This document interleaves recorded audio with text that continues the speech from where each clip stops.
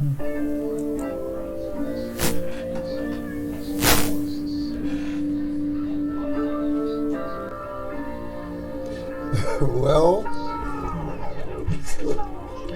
we're back again.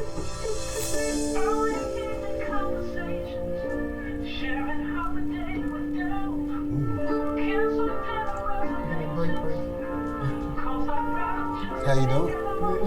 Good? Good? Good.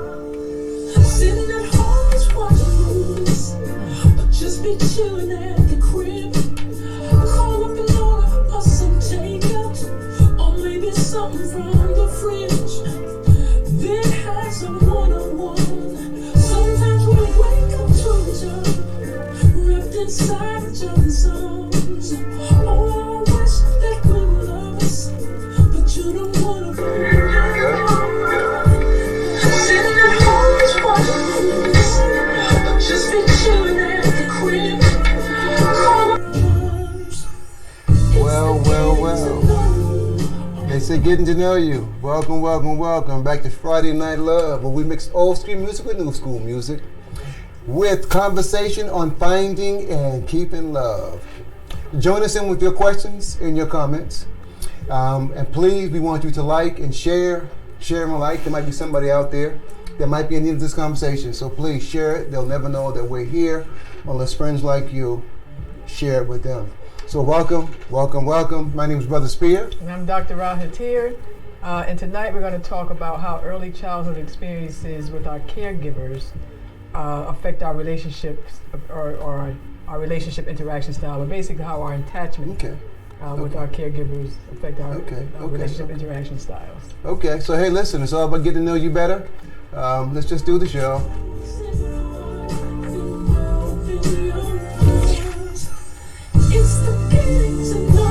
Getting to know y'all.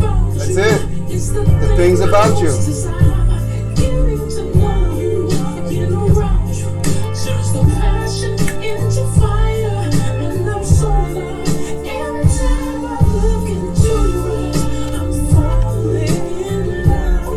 pretty. That's right. He said every time he looks into your eyes, he falls in love. Getting to know y'all. Getting to know you. That's beautiful music there. So we mix music along with our topics. So again, welcome. Thanks for chiming in. Have a seat, get your glass of wine, and spend some time with Brother Spear and Dr. Rob. Okay. So when we talk about attachment, we have these John Bowlby and some associates did a study.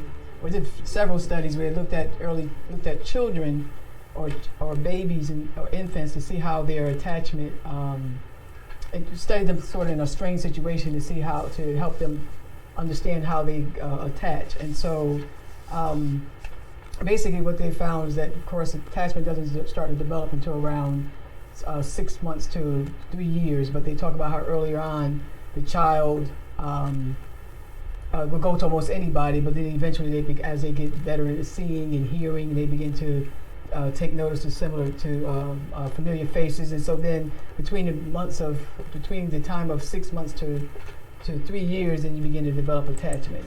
And so what they found was that it's not necessarily what happened to you that's most important for adult attachment, but it's how a person thinks and feels about things as is revealed in the coherence of the story that's told. So for example, what they did was they came up with what they call the adult attachment interview. Okay. And when they did the adult attachment interview, they thought that would give people some clue as to how people early experiences were. Okay. And this would give some indication in terms of how they attach in relationships and how they interact in relationships. Okay. Now, what you're saying is there are specific attachment styles based on real hands-on touching and feeling and having conversations with relationships or people? Or, no, like some people have different attachment styles based on their experiences with their parents, caregivers. Right. And so they found two different primary attachment styles. One is secure, which we all know, and one is insecure. So we will talk about those as we go through the show. Okay. Secure and insecure. Right. So again, the show is all about, at the end of the day, getting to know you better. So We're just gonna throw this out there for another few minutes. The passion and the fire. That's right. I look in your eyes. That's beautiful. Getting to know you. Right. Getting to know you. Again, welcome. Come on in, have a seat. We've got a great show for you tonight. A great show. So this information is you can hold on to. Little nuggets to hold on to help you in your day-to-day journey. Getting to know you.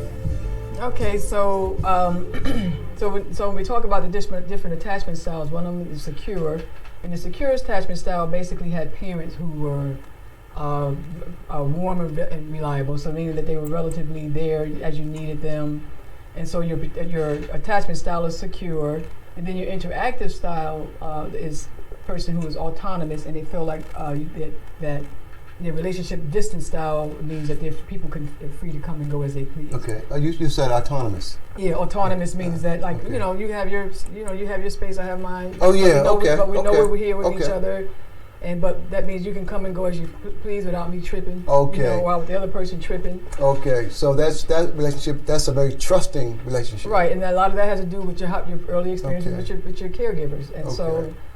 so it's just very interesting how this Okay. plays out in your relationship. Okay, cause and effect. So how I grew up has a lot to do with how I deal with the world as an adult. These are ways that we kind of became conditioned, Right. and we had protective mechanisms inside us protecting us, our emotions based on our relationship with our parents, Caregivers. or caregivers, Parents, yeah. caregiver. And it could- Because sometimes in some of this stuff, you have to take it with a grain of salt because it depends on, like some people had two caregivers, so as I was thinking about it today, if you had one caregiver that was nurturing and the other one that wasn't, Okay. but so it just depends on the child and how they attach. But see, Okay. the real thing is how did it affect you and how you interact in your relationship now. Okay. And so that's one. So secure attachment is one. And so then Okay. you have, Secure attachment. Okay. right. Okay. And then you have insecure attachment. And Okay. so you have two styles, which we'll talk about in a minute. Okay. In the midst of it all these things grows into something. Everything has to come from somewhere. Everything has a source. It has a source, and it all grows into something. And so, Right. the something is where we are today, where we are right now. What is that something that it is that about you to do a better job with you? Yeah. All right. Oh, something, y'all. But that's true, though. Everything does grow into It grows into something. Yeah. Everything grows into something. So let's define what that something is. Right.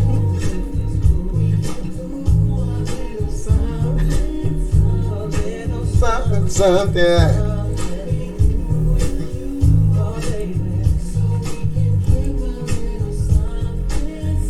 This is how we do it, y'all. Old school music with new school music. Finding and keeping love.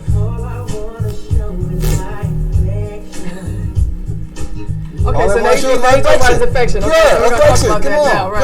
come on.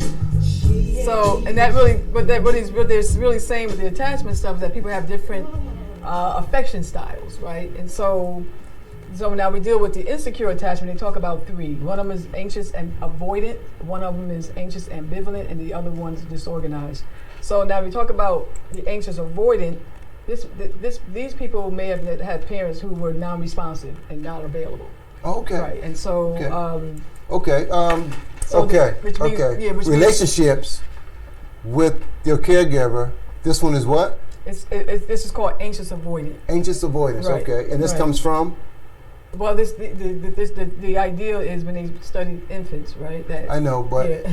it comes based on a person's relationship Yeah, with plays the with the caregiver. caregivers, right? Right. Right. So these people, their parents were slow to respond to them when they were distressed or when they were distressed. And so, for example, you have some mothers who really don't feel good with something being close to them, Okay. the child being close to them, Okay. and so they may have not been able to respond to the child appropriately because they being close to them, or they were angry about something or irritated. And this particularly can play out when people having problems in their relationship. So it's a whole lot of things that can go into this. But in any event, they're minimally expressive. They're relatively rigid. And so what happens with the child, as we grow to become adults, then that might become our relationship style. So what happens with these people, their attachment style is anxious avoidant, and their interactive style might be dismissive. Okay, so we might see this as somebody being more of an introverted person, or not necessarily they're just not a touchy-feely kind of. They might not be a touchy-feely. They might not be affectionate. Don't hug me because I'm not that vibe. Right. I'm not feeling that vibe. Right. Or they're very, very dismissive. And one of the things they say when they do the adult attachment interview is that what happens is that somebody when they're talking to them, they'll say things like, well, my parents weren't available, but it didn't really bother me. Okay. And so that's how they might respond to it. But that means they're dismissing what the experience is. So these are sometimes people are really shut down, kind of cold. Okay. And if you try to get close to them, they need a lot of distance. And so it's like they say, I need my space.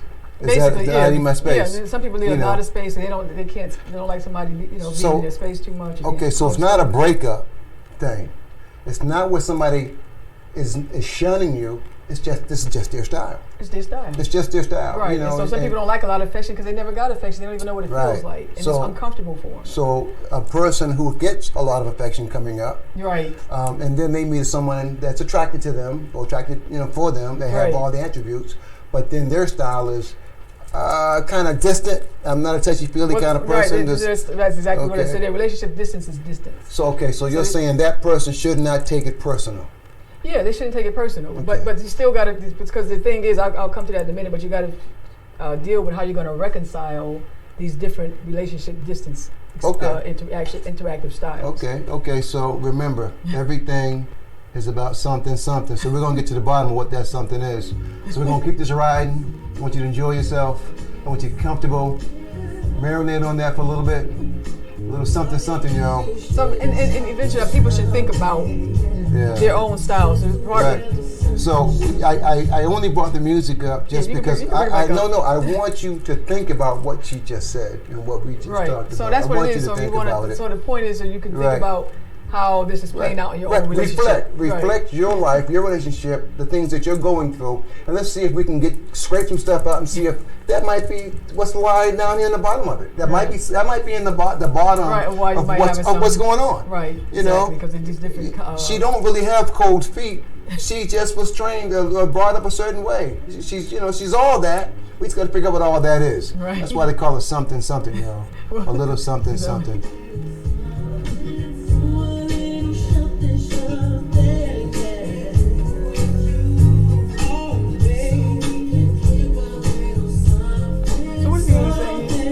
He said, do a little something. Let me hear this. I will. I sure will. Because like you hear these songs and then you don't remember what they were saying. Come on in, have a seat. Come on in, have a seat. Please like, please share. We need you to like and share because, again, we care. Because there's somebody out there that might be in need of this conversation. Believe me, we just want you to have a better day today, a better tomorrow.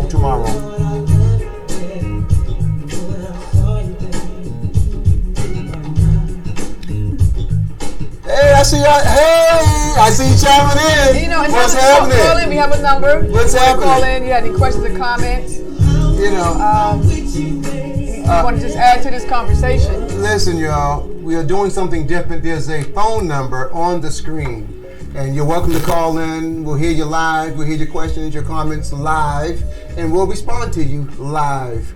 So please, listen, we're here for you. This is what we do. We enjoy doing this. Right. Because we want you to have a better today, a better tonight, better tomorrow morning, better tomorrow evening. A better life. And so on, all through your life journey. Right. So let's drop these nuggets, man. Look inside yourself, inside your soul, inside your significant other, if there's one, or you're trying to become one. And so you can know who you are, who she is, who he is, all that. So you can do a better job by understanding, So when you hit a rough patch, you kind of know where it resonates from. Right. You can get through it. Because there's just so many different ways in which people are different. And so we might think of just being mean or cold And if and it's just who they are. That's right. It's who they are. Right. It's who they are. So, but you got to figure out how to reconcile it. So sometimes people can't reconcile it. You have Okay. somebody who's extremely affectionate. So versus I somebody want to who- slow this down a little bit. Yeah. Let's slow it down, y'all. But I want to. Let's breathe a little bit, and I want this going with this topic conversation without all the excitement. Let's kind of calm down. Let's breathe. Let's breathe. You're gonna leave that so I can talk about Right. this. You're going to bring it up. Okay, you're bringing it up. Just a little bit. Okay. Listen, y'all. You can turn down the lights and move closer to me. Come on, y'all. So he's talking about moving closer. That's right, because we have to work this out. I've been waiting all day. That's right, y'all. This is called You hold my mind. attachment styles. Right. Okay? Yeah. So let's work this out. To get next to you. That's right. Right. And so he's talking about here. He can't wait to get next That's to it. right. So anyway, and so I think it's kind of apropos that we're talking here in terms of the different styles. Right. So then Right. you have another style called anxious ambivalent, and here the parent may have been inconsistently warm and available, meaning that sometimes they were available, sometimes they weren't, or particularly in those times you felt like when the child felt like they really needed them. And they're not as bad as dismissive parents or parents who were avoidant, but parents who were avoidant, but they were inconsistent, and that can cause confusion. And so their attachment style, of course, is anxious ambivalent.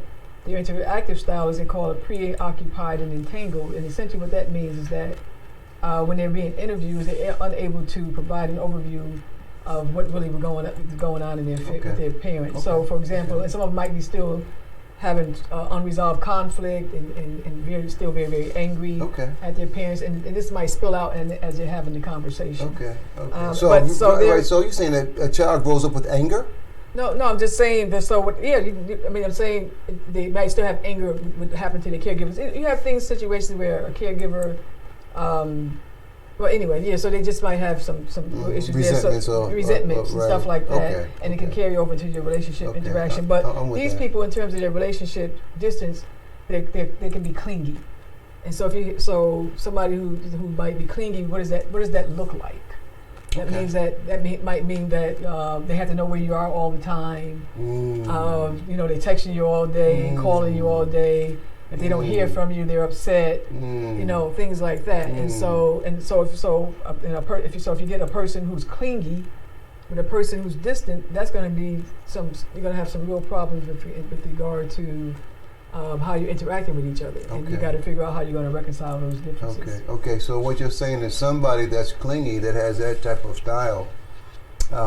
So when you go to the store, they're texting you, "Where are you?" Right, that kind of stuff. All right. You go to work and you come home 30 minutes off schedule. They're searching for you. Where were you? Right. Because you took a little side turn and went to the grocery store, and she's texting you 10 times while you're or he. I don't mean, because I'm from a male's perspective. Right, you're talking about from a male so I'm gonna talk from a male's perspective, right, and you can speak from a female perspective, right.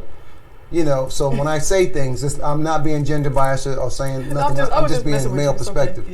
Okay, because that happens. Yeah. It happens. I leave from work and I stop at the grocery store and I'm an hour late. So you get a little anxious. I've gotten 10 texts. Where are you? What's going on? Right. So is that type of person we're talking about? Right. So that means that's what they mean by anxious, right? Okay. So they're anxious about where you are, and all that. So I thought all this time, because you love me so much, you just couldn't wait to see me. But it wasn't because you love me. It was because you just. You talking about me? No, I'm just talking in general. Oh, okay. Yeah, I'm just talking in general. Well, I do feel a little anxious. because you got to kind of identify what your style is, and so. People have different, and it's not just the caregivers. It's also might have to do with your experiences as you go through. Well, this is what they talk about. They talk about attachment. But we have to also take into consideration experiences people have as they go through life. And so people may have come out of a situation from childhood that being very trusting and being very, secure, but then they had some experiences that sparks down on. Right, and then now they start to feel insecure, and so the stuff is beginning to play out. So now they're walking with a slow lit fuse. Based on relationships, experiences. Yeah, or not fuse, but just now, they have that insecure style. Okay, so it's the job of the partners in all categories Right. to just be more gentle and more understanding. Well, it must be identified. Right. That see, that's what it is. A lot of times we just don't know we know we're having these conflicts, but we really are not clear about the source of The them. root, where it comes Yeah, from. the root of them. And so now when we get clear, like, oh, okay, he's kind of anxious and ambivalent, or she's kind of avoidant. So now we realize this is what's going on. It's not me. Don't take it personal. Mm-hmm. That kind of stuff. And so then you can have Okay. more clear understanding. Someone just chimed in, and I want to say hi to them. My niece Lauren is chimed in from Boston, people. and I just want to say, hey, my super niece. Thanks for she's newly married, and believe me, guys, listen. We're gonna have a show. Listen, We're gonna have some newlyweds. Listen to these anecdotes. So when y'all go through it, you go back to the program, go back and it's an archive library, put in your library. So turn the show back on and say, this is what's happening right now. So let's work through this. We got the goddess. So we have quite a few people, but I just want to single her out because she's very special. She's very special. We just want to make sure that she stays grounded and bonded to the end. Okay, so. Okay. You want to play a little music? So yeah, I'll keep it going. I'll keep it going because I like the slow motion. because I'm gonna leave it because it's all about slowing it down a little bit and go slow motion. Go slow motion in your relationship. Take your time. Take your But I don't hear time. what you're saying.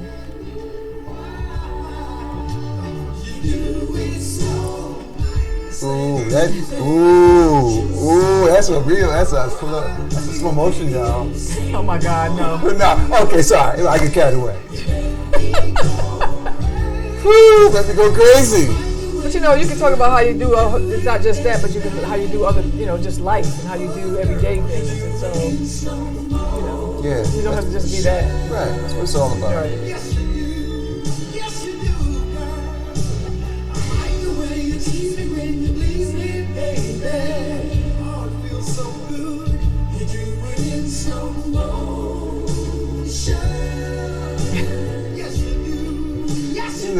Okay. So I just want to say this. Wait a minute. I like that. Let me see that. I know. That one little part. Oh. Ooh. But girl, you changed my mind. Changed my mind. Cause now I know that there was something I missed. Cause girl, you were One of a kind, y'all. One of a kind. I just want to say this.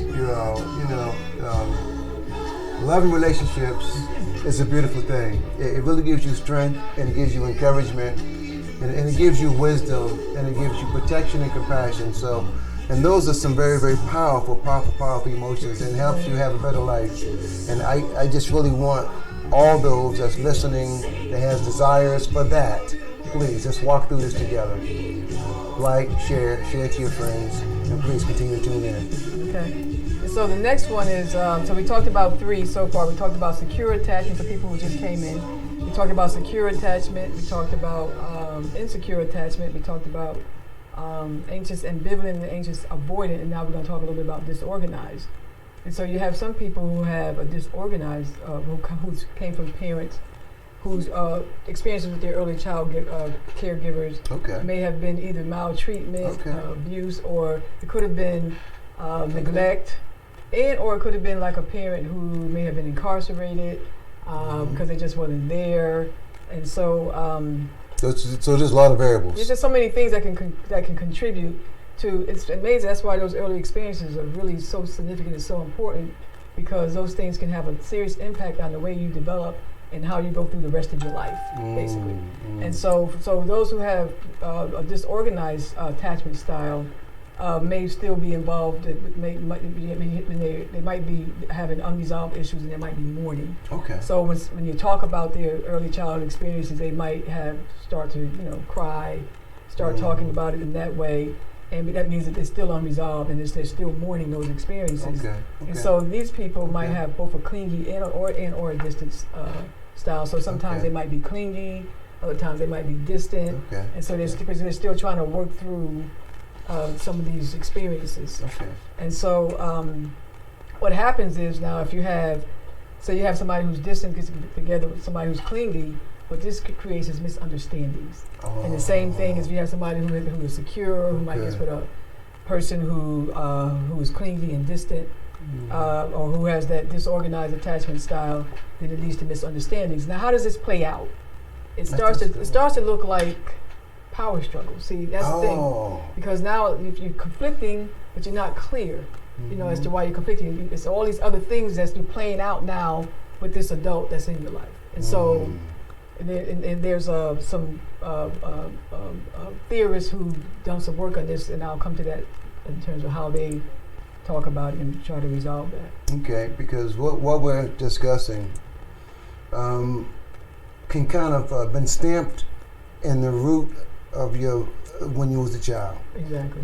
So these things they get stamped in on on a part of your reality, and you don't even know why. What's going on. You're having these experiences and you're interacting a certain way, but you don't even understand the source of it. Right, the source. You're not clear. And then next thing you know, you always apologize. Your makeup is a beautiful thing, but sometimes they can get to a critical level, and we don't want to get to a critical level. So. Right, and then what happens is, and what happens. This is why some people have a hard time landing a committed long-term relationship, because it plays out, and when it's playing out, you can scare people off. If you have unresolved issues and the stuff is, you're arguing and fighting because somebody's not, they're not available, not available. Well, there are sparks. Right. Something happens. Right. Something happens, sparks something. Right. And then it starts to come out. Yeah, and it doesn't look good after that. Right. It might calm down, maybe. Right. But it depends on how big the spark is. Right. And then it makes, somebody like, this is too much drama for me. And so, they're out. And so they just keep going through these experiences, and it's hard to land a relationship. Okay, well remember, that's not what we want to happen. We don't want no one to be out. We want us to come up with a resolve. Right, exactly. We want to resolve this because resolve says that things continuously move. Life is always moving. It's never stopped. It's always moving. So we don't want you to stop based on an issue that you got confronted, that you had to face, that you had to confront, right, to stop you from moving on a positive direction, right, as a positive couple, positive idol for somebody, just positive road. Right. The biggest thing is once you identify what's going on, right, and that's when taking that time out to identify what's going on, and so we'll talk about some solutions to that. Okay. And then that makes it easy for you to say, "Oh, this is what's going on. She's not mad at me. It's just, right, she's not crazy, or he's not crazy. Right. He's just having some stuff here." Okay. Well, right now I'm just gonna throw something out there, because all these things that we discuss is us trying to get the best part of each of us. Right. We all want the best part. That's it. If we all put the best part of us forward, and we understand that, then we got this thing. We got this thing licked. Best part, man. I want the best part. Best part. You don't know, babe, when you hold me and kiss me slowly, it's the sweetest thing, and it don't change. If I had it my way, She had it her way. you would know that you are. You are. You're the coffee that I need in the morning. You're my sunshine. That's pretty. Listen, y'all, listen. Won't you give yourself to me? Give it all.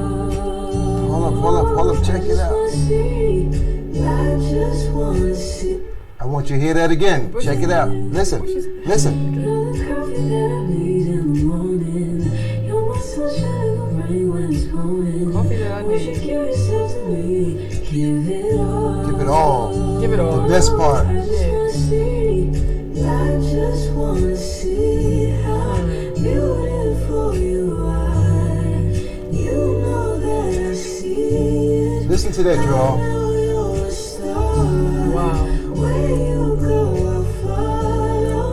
No matter how far. No matter. If life is a movie, No matter. you're the best part. You're the best part. Each of you are the best part. That's right. The best part. That's right. So let's get that. Right. Let's get that. Let's Right. get that from each other Right. and give it to each other. Right, exactly. Yeah. Oh, that's all right. Sunrise. And those brown eyes. Wow. Beautiful brown eyes. You're the one that I desire. That's right, Joe. Right. Wow. Get that. When we wake Say, hey, here you go, baby. Here. Yeah. Right. And it makes me feel so nice. Oh. wow. You know, it's really, you really take the, wow. It says, wow. The water. Wow. When my head hurts, you have my aspirin. My back hurts, you're my aspirin. Did you say that? Yeah. Beautiful you are. You know that I see it. I know you're a star. Where you go, I'll follow. Where you go, I'll follow. Wow. No matter how far. See? Here we are. Wow, he said if life is a movie, then you're the best part. That's right. And if we can maintain that, because there's a lot of that we're up against. There's so much we're up against, and so we can look at each other and have each other be each other's best part. That's right. Because That's pretty. It's not easy out here. Yeah. Honestly, it isn't. It's Yeah. not easy. Yeah. And it seems to be getting rockier and rockier with confusion. Right. So let me get the best part of me and give it to her, and she's going to get the best part of her, and let's give it to me, and let's share this thing together. Right. Exactly. You know. So the next thing, Yeah. we're talking a bit about the best part, but we're still dealing with how this stuff plays out in our interaction style. Yeah, So but one of the that's things what they we're talk trying to. about, We're trying to dig down deep so we can be that. right.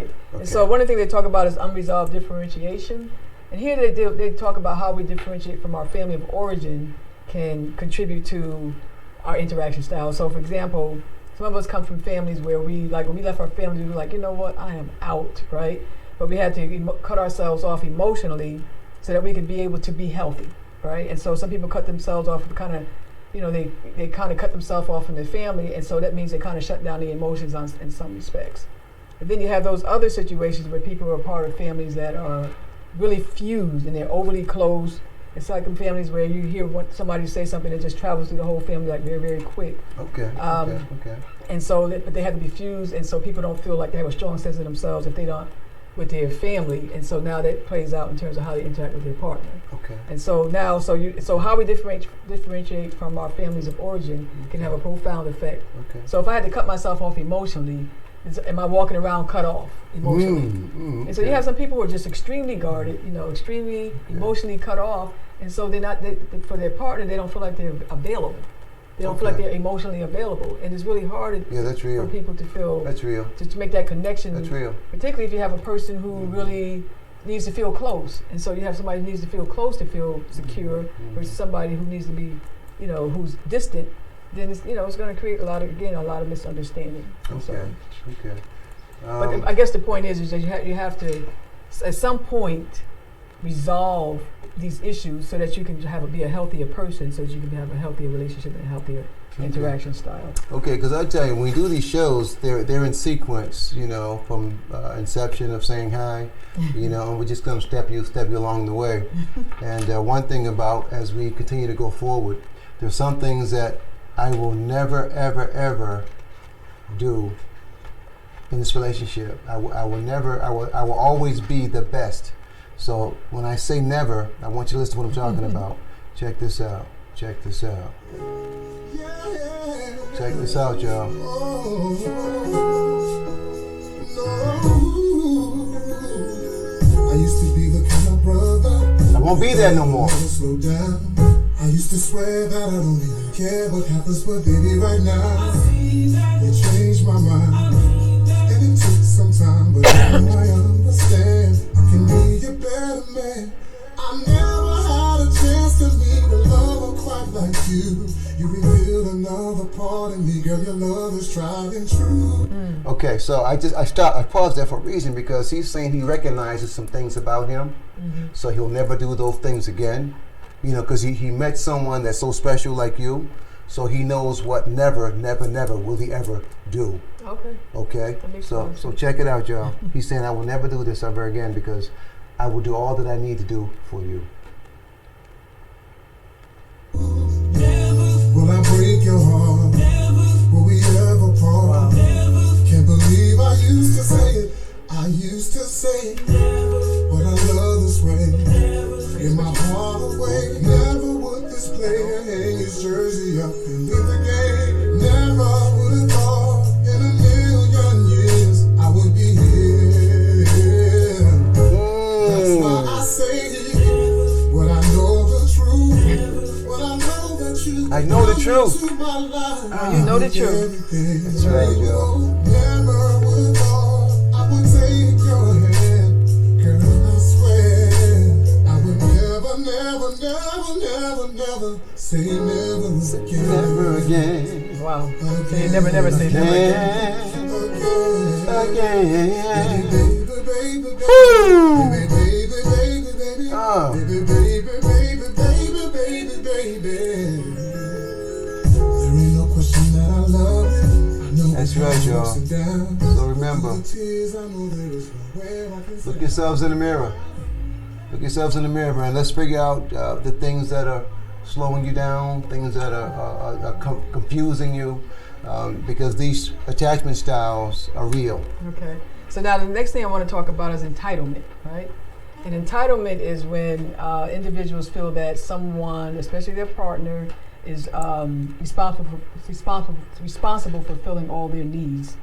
So they really expect them to make up for their past sufferings. And so whatever they went through in society, if they feel society is not just to them, or if their parents didn't treat them well, they're expecting their partner to, they feel like they're entitled for their partner to meet their needs and to make them happy. Is that sometimes they have parenting issues, daddy issues, mommy issues? Yeah, that's the same thing. So somebody also comes from early childhood experiences, and they talk about different types of love that we receive that contributes to this whole ideal of entitlement.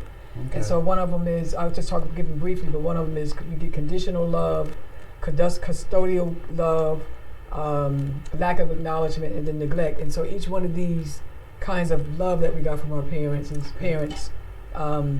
can contribute to this whole ideal or notion that we're entitled for our partner to give us what our parents didn't give us, or what our parents did give us. So you have some people, right? So what happens is because they receive this, they think that this is what's supposed to continue, right, from the other person, right? So it's almost like I call it parent partner. So you expect your partner to give you what your parents didn't give you, or what your parents did give you. So if you were spoiled, or your parents gave you a lot, and you're like, well, you're like, or it's like some women might like, well, my father did this and he did that, and all this. Right. So now you have expectations. My man needs to be doing that too. Expectations, right? Right. And the same thing with you hear guys like, well, my mother cooked, and it was like, well, she had children, so that's why she cooked, so those kinds of things, and so. We expect our parents to give our partners to give us what our parents did or didn't. That's kind of funny. A long time ago, I heard this beef that between this woman talking to her girlfriend that she had with her mate. She said her girlfriend's spouse always washed her car and gassed it up. Right. But she was mad at her boyfriend or boyfriend or spouse, whatever, because he didn't do that. So they battled, but that wasn't his style. He's working all the time. So it's funny, little things, little things, entitlement, they think expectations. Yeah, people just have this sense that you owe me. Yeah. You got to give me this, you got to do that. And I just got to say this, because some people, he's supposed to do this, or she's supposed to do that, or, and all that. And like the reality is nobody has to do anything. People there's a choice that people make, and so that's where we mess up, because we have these unrealistic and false expectations. And the other thing too is that if you expect your partner, I'll tell you right now. If you expect your partner to,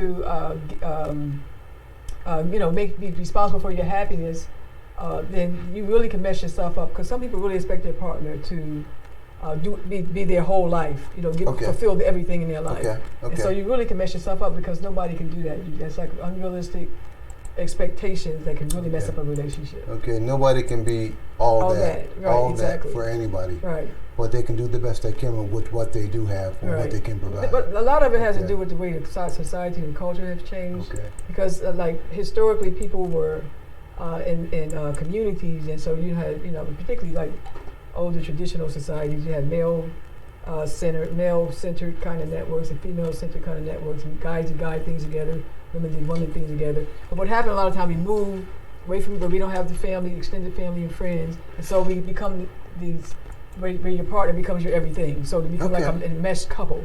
So some people have these notions or ideals that we should be all enmeshed, we should do everything together, right? Okay. And, which, well, that's kind of how we got. Well, but we're not going to take, we all, we've gotten there, yeah, but I'm saying, but that's what okay. happens, as long as you're on the same page. Right, same page. Because, so if you're not on the same page with that, then that can be a real problem. You see what I'm saying? And so, because things have changed, people have these expectations, and then when it doesn't, when it's not being fulfilled, then it creates a whole lot of stuff and a whole lot of drama. Okay. All right. Well, at the end of the day, everyone has this one big request, and sometimes it goes beyond the words of request and say, I demand this. And they say, no matter what, you're going to love me.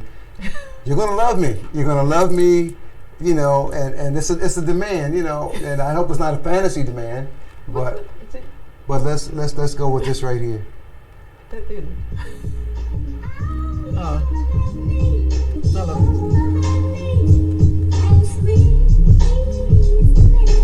Sometimes we say things that we really don't mean. See? Yeah. This is what we're talking about here right now, y'all. We should do more to stand out. I'm sorry if I made you feel less than who you are. A little insecure. Just all over the place. Oh, you said stop. I wanna spend my nights with you, my life with you. Oh, baby, babe. Please wait up for me. So whenever I get home, I know that you're all alone. Thinking about what you gon' do. I hope that you see it through. Ooh.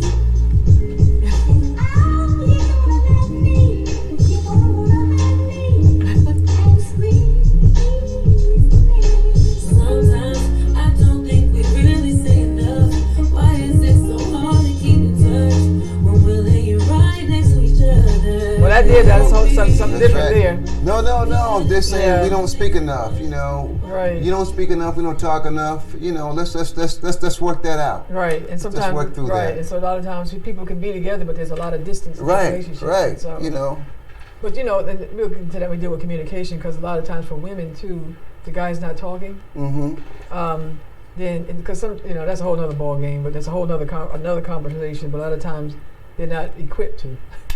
They haven't learned those skills, and so people have different skill sets depending on their experiences. Yeah, well, again, I go back to the old Stonehenge design that our fathers put on sons, which is they're just stones. They come in, they go to work, and they come home, and they eat, and they go to bed and get back up and do that all over again. And so a son never really sees his father when he communicates with his wife.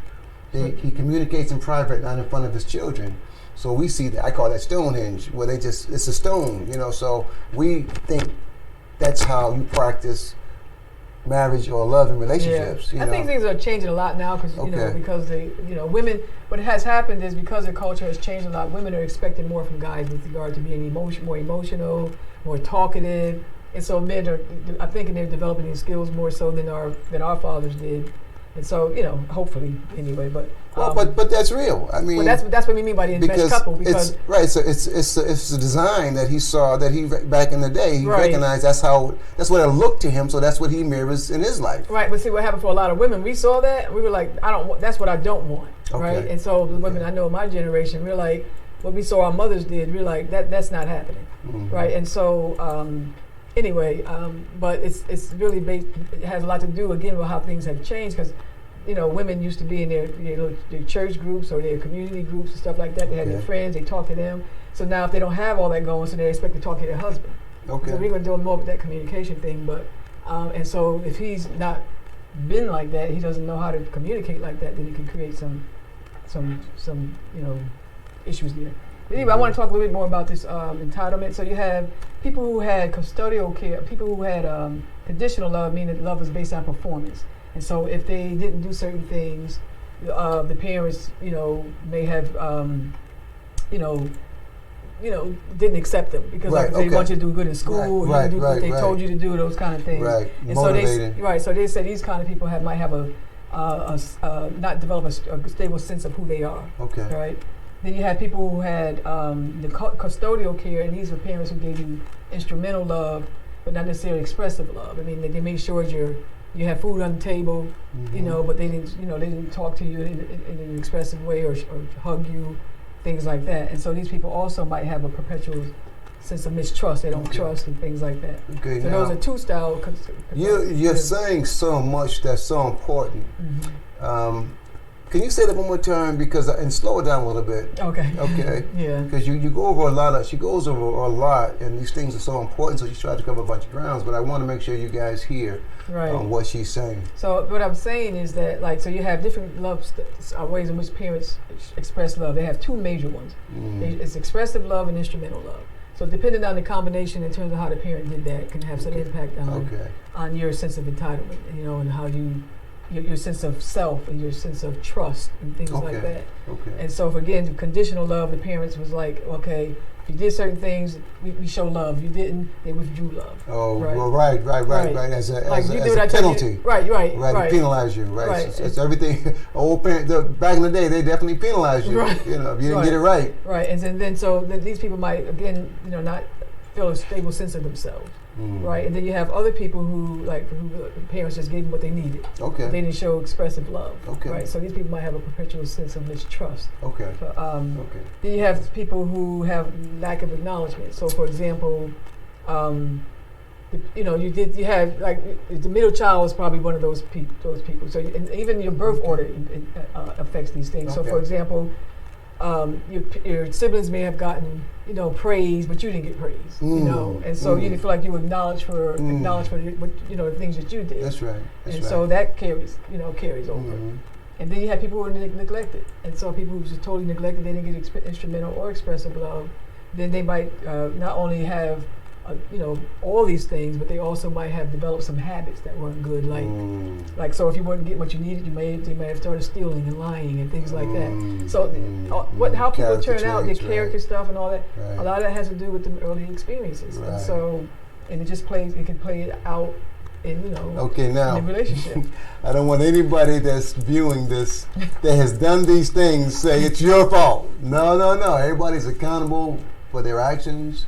Responsible, and so no doubt you have to face whatever a cause or a sequence of causes that come behind your actions, even in your relationship. That's why one of the pieces we played earlier, it says "I'll never, never," which means you got to look in the mirror and be honest, and just things that did not work, scrape them off, and just grab things that will work. And sometimes you don't know till you go through the process of elimination when you become aware. Right, and that's what it is about being aware. So now you understand the source of these things, where it's coming from, and anyway. So, but I wanted to say a couple more things. Yeah. Well, I'm with you. So then, so what happens? There's outcomes to this, right? So, and we don't, because you don't want to get into the place where you're blaming your parents.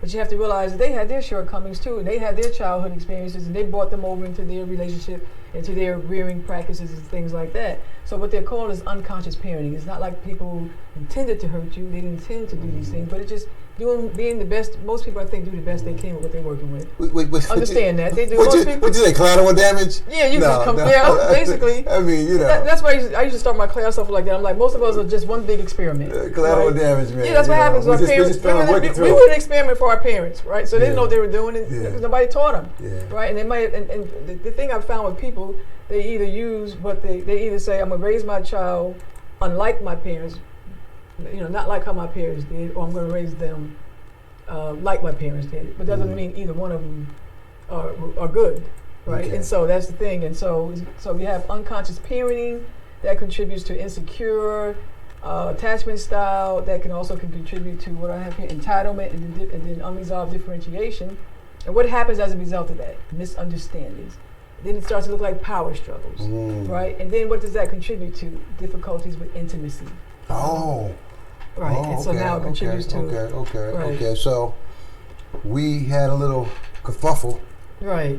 and now it's a battle. Right. And now we can't be intimate if we're turning our backs to each other. Right, So- exactly. and now this go on for a week. Right. Oh, but it's not even being intimate, that too, but it's also just having difficulty with intimacy, period, because you got all these emotions you're dealing with. You're cut off emotionally, or you got all these unresolved issues, all this unresolved, So it's going to create intimacy even with yourself, right? Okay. And Right. then, so now that's going to play out into your intimacy with your partner.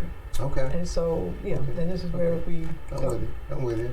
Because the objective, we want to get everybody to rise up to. We want you to rise, because there's nothing more beautiful than this. We want you to feel the fire, baby. The inside, Old school. The fire. That's the fire of desire, and the fire of desire just makes you strive to go higher. Let's go higher. Let's get better. Old school. Let's do better. Old school, new school, y'all.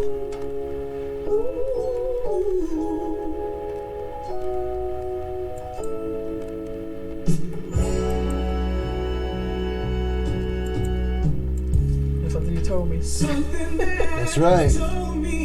Stayed in my head. That's so serious. That's right.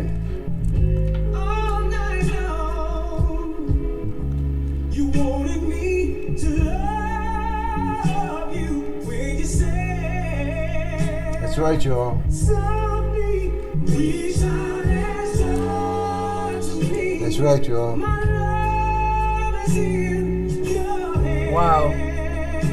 He said, my love is in your hands. That's Wow. right. It's in each other's hands. That's right. Right. Feel the fire, y'all. Right. Feel it. It's amazing when you really sit down and really Listen to these this. songs, man. Listen to this. Yeah, we singing some good stuff. We're singing about yes, some good man. stuff. And if we can grab this Right. and take this home with us, boy, we had some awesome kids. Because we definitely making some babies. Right. On the real tip. But that's what it's all about, procreation. Right. Let's get it right, y'all. Let's get it right. But not just procreation, but healthy quality Healthy quality life. Right. That's yeah. all. Can you give him all the love? He said he gives him all the love he knows. Ooh. He gives him all the love he knows. That's right. So listen. So I want to talk about And that. I want you all to have conversations with each other. So the words that you all plant in each other's minds, let it stick in your head as well. And abide by it. Stick to it. Lock it in, and let's do this.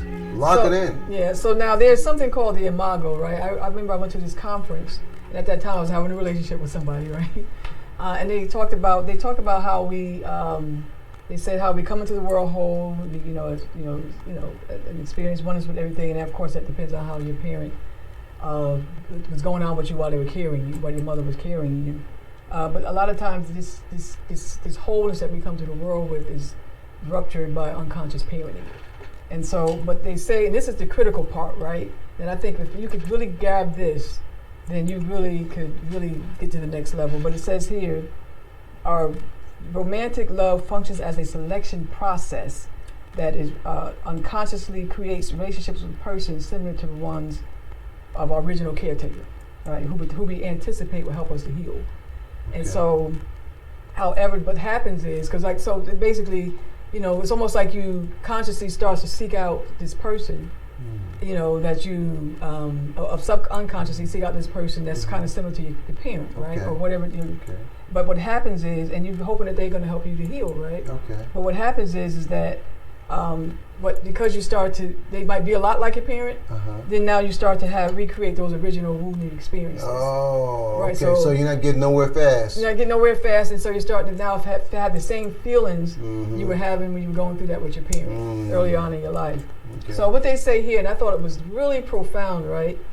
What you want to do is you want to re-image your partner. This is what they mean by imago, right? You re-image your partner as a wounded child, right? So basically we all have that child still in us. And so what you want to do now is you look at your partner and you see that child in that partner, right? Mm. And so the question is, what would you do if you encountered a wounded child? Okay. What would you Okay. do if you encountered a wounded Well, child? I would nurture that child. Right. I would embrace that child and nurture that child and just try to get to the bottom of what the nurturing style I have to use to Right. bring this child back to health. Right, and so that's what it Yeah. is. And so that's what they're talking about.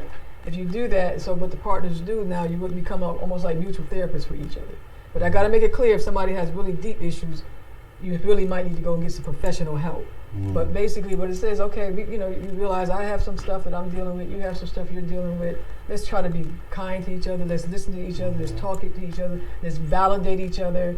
And that's why couples sometimes have problems, because you're not validating their feelings and what they're saying and what their experiences are. Okay. And so what happens is when you start to do that, now you can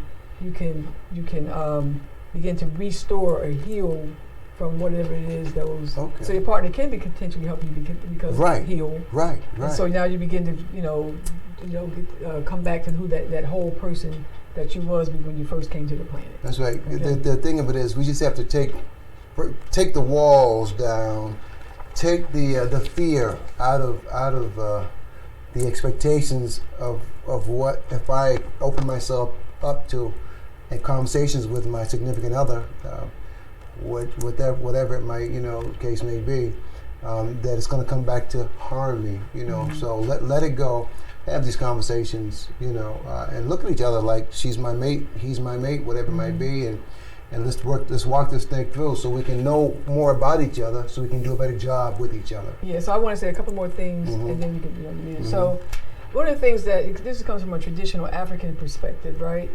And one of the things they say is that our greatest wounds are our greatest gifts. Our greatest That's right. wounds are our greatest gifts. That's right. And what they believe is that we made a contract with the universe to join the family that we joined. That we made a conscientious decision to join that family because it was something that we needed to help us grow and to help us get closer to our destiny. And so basically, you look at those experiences and see how they help you get closer to your destiny. Okay. And so. Okay. And what we miss out on is that when we choose partners, we miss potentially good growth opportunities, because they say, what they also talk about here is how we meet partners whose wounds are complementary to our own. But if we could realize that we have these complementary wounds, and both of us, like for example, if we're conflicting about, I can't think of anything right now, but it's like some things you might do that irritate the hell out of me, right? And some things I might do that might irritate you, or that might make me feel, open up that wound, uneasy, and things like that, right? Unravel. But what am I learning from that, right? And how is that helping me to grow? And so if I can learn from it, and then it help, like for example, be more patient, then that helps me to grow. You see what I'm saying? Okay. And so that's what they're saying. So we pick these partners to help us, snap out of some of these things that we're stuck on, so that we can continue to grow, learn and grow. Okay, because that's what it's all about. It's all about growing. We want to grow. We want to evolve, because the world doesn't stop turning. It continues to turn. Really, it continues to turn. And if you don't grow and evolve with it, you'll be left behind or put to the side, because it's going to continue to go. Right. And we don't want to be in a position down the road when we know we could have done better, but we didn't. Right. And then we're stuck with our face pressed up against the glass. Outside looking at our nose pressed up against the glass, and oh my God, look at this, and right. that could have been me. Right. Or, and I'm that's just what saying. And it's really about really working on getting unstuck. Some of us are just really stuck, and we're stuck in pain. We're stuck in our wounds, and we got to figure out how to get out of that hole, out of that woundedness, so that you can be able to have a good, great life. Choose the right, a good person, so that you can have a great life. Right. Have a great life. We want you to get something out of this to help you personally. We want you to get a personal a pointer that you use in your toolbox as you continue in your personal journey. Right. Listen, we're about out of time, so I'm gonna leave it with this. I'm gonna leave it with this, and this is it, because this is what we all want. We all want Where's this. the one with Old school, new school, y'all. Because we want somebody to love you back. We all want to be loved back.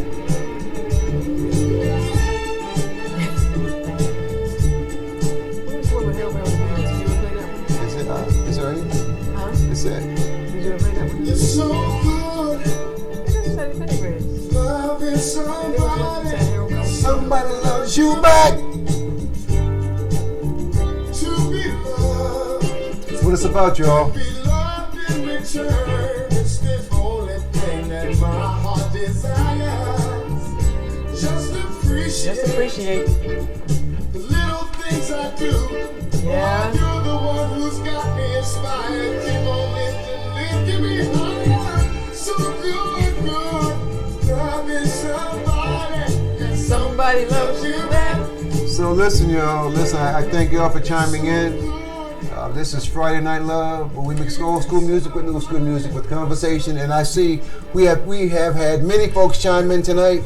I just appreciate your support. I just appreciate you tuning in, and we'll be here on Fridays at 8 p.m. Listen, y'all, just take these antidotes, grab them, hold on to them, run with them, man. Take them and run with them. Learn to appreciate. Like you said, it's good to have somebody to love you back, but you got to get through the stuff. You got to get through the tough stuff, because when you get through the tough stuff, it can be really good. Good, man. It can be really good Right. and strong, Right. and economically fulfilling. Right. Economically fulfilling. Emotionally, spiritually. Right. All those things. So it's so good to have somebody Love you back. Right. So look in the You mirror. got to get through this. You got to look at your own stuff and see what you're still struggling with, and work on and work on do what it. you have to do to resolve It's it. not going to be easy. Right. Just work on it. Right. You know. But again, nobody knows as well as you know. Right. Nobody knows you like you know. So they say, look in the mirror, man, and make a commitment.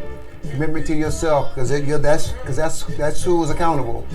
That I'm going to do a better job. Right. You know, And do a better do what job. you have to do to heal. And we'll talk more about healing as we go through these, as we have these sessions. All right. All right, y'all. Listen, I'm Bro Spear. And I'm Dr. Heter, and continue to grow in love. All right. Just love. Loving somebody. And somebody loves you back. And that's a fact. It's so good. Needing somebody. And somebody needs you back. Ooh.